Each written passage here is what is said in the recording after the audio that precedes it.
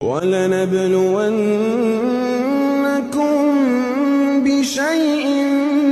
مِّنَ الْخَوْفِ وَالْجُوعِ وَنَقْصٍ مِّنَ الْأَمْوَالِ وَالْأَنفُسِ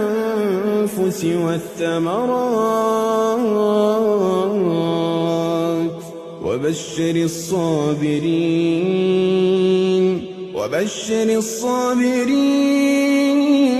ۗ وَبَشِّرِ الصَّابِرِينَ الَّذِينَ إِذَا أَصَابَتْهُم مُّصِيبَةٌ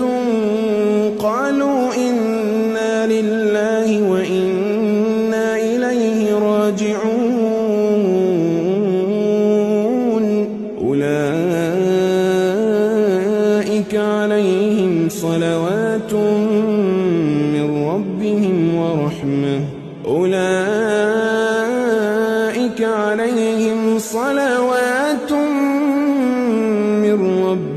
وَرَحْمَةٌ وَأُولَٰئِكَ